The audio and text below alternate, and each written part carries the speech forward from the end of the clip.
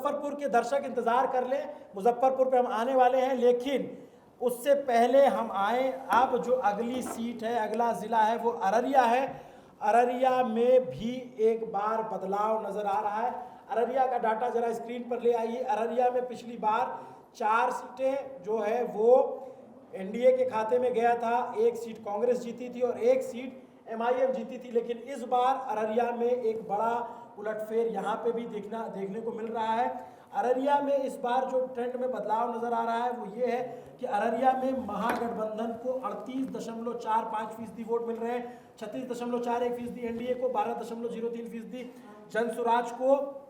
लेकिन सीटें जनसुराज की एक भी नहीं आ रही है। तो हम सीटों की बात कर ले, अगर एक एक सीट पे आपको बताएं तो जो नरपतगंज है वो आरजेडी और वर्सेस बीजेपी है, यहाँ पे एनडीए लीडिंग है, बहुत क्लोज फाइट है। रानीगंज में आरजेडी वर्सेस जेडीयू है, यहाँ पे क्लोज फाइट है लेकिन महागठबंधन जीत सकता है। फॉरवर्ड्सगंज में कांग्रेस वर्सेस बीजेपी है, यहाँ एनडीए आगे है। अररिया में जो सीट है वो कांग्रेस वर्सेस जेडीयू है, अररिया कांग्रेस जीत सकती है। और जोकीहाट इस बार जेडीयू जीत सकती है, माफ कीजिएगा आरजेडी जीत सकती है, जो पिछली बार एमआईएम के हाथों हार गई थी। सिकटी में वीआईपी वर्सेस बीजेपी है, बीजेपी पिछली बार ये सीट जीती तो और इस बार भी जीत सकती है।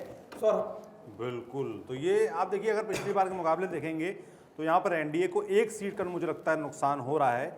और जो एग्जिट पोल हैं उसके आंकड़े जो हमारे सामने हैं उसमें वोटिंग परसेंटेज के लिहाज से देखेंगे तो महागठबंधन और एनडीए के बीच में लगभग 2% वोट का अंतर है और जनसुराज पार्टी को 12% यहाँ पर वोट मिल रहे हैं। अगर और नरपतगंज सीट की बात करें तो स्टार लगा हुआ है। जो वोट परसेंटेज है ये अनुमानित है हमारा कि इतने वोट इसके पक्ष में मिल सकते हैं। जी, हम यहाँ पर ये क्लियर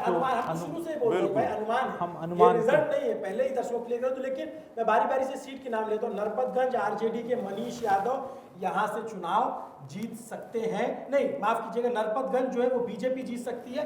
क्लोज फाइट है, बहुत क्लोज फाइट है, कोई भी जीत सकता है। जो रानीगंज है, जो एससी जो आरक्षित सीट है, यहाँ से रानीगंज से अविनाश मंगलम चुनाव जीत सकते हैं। जेडीयू के अचमित ऋषिदेव चुनाव हार सकते हैं। फॉरवर्ड्सगंज जहाँ से कांग्रेस चुनाव लड़ रही है, मनोज विश्वास यहाँ से चुनाव जो है वो हार सकते हैं। बीजेपी के जो कैंडिडेट हैं वो चुनाव जीत सकते हैं फॉरवर्ड्सगंज से। फॉरवर्ड्सगंज में बीजेपी से विद्यासागर केसरी लड़ रही है चुनाव। इसके अलावा अगर हम बात करें अररिया और जोकीहाट, अररिया से कांग्रेस के अवैदुर रहमान चुनाव जीत सकते हैं और जोकीहाट से मोहम्मद शाहनवाज आलम चुनाव जीत सकते हैं। ये मुस्लिम बाहुल सीट है। उधर जेडीयू ने दोनों मुस्लिम उम्मीदवार उतारे थे, एमआईएम भी उतारी थी, लेकिन ये दोनों सीटें आरजेडी के खाते में जाती दिख रही है। और सिकटी की सीट जो है वो वीआईपी से बीजेपी जीत सकती है। विजय कुमार मंडल एक बार फिर से विधायक बन सकते हैं। अगर एक सीट की बात करें जो एनडीए लूज कर रही है तो वो रानीगंज रिजर्व सीट है, जहां पर महागठबंधन इस बार जीत सकता है। पिछली बार ये सीट जेडीयू के खाते में गई थी, मगर इस बार आरजेडी जीत सकती है। एग्जिट पोल में हमारे निकल कर आया है। फाइनल आंकड़े बार बार हम लोग रिपीट भी कर रहे हैं। जो जनता का फैसला, अंतिम फैसला है, वो 14 तारीख को आएगा, सुबह से आना शुरू होगा, वो भी आपको बताएंगे। एग्जिट पोल जो कह रहा है वो आपको ये अनुमान है, मैं बार बार आपको कहूंगा। देखिए टैली बदल रही है, टैली अब करीब पहुंच गई है। 29 सीटें अब तक जो रिजल्ट आया है, जो माफ कीजिएगा जो अनुमान आया है, 243 में से 51 सीटों का डाटा हमारे सामने दिख रहा है। 51 सीटों में से 26 पे बीजेपी लीड कर रही है, 15 पर आरजेडी और जेडीयू मात्र 2 सीटों पे सिमटती नजर आ रही। अब तक के आंकड़े में जेडीयू बहुत खराब प्रदर्शन कर रही है इस इलाके में अब तक जो दिखा है।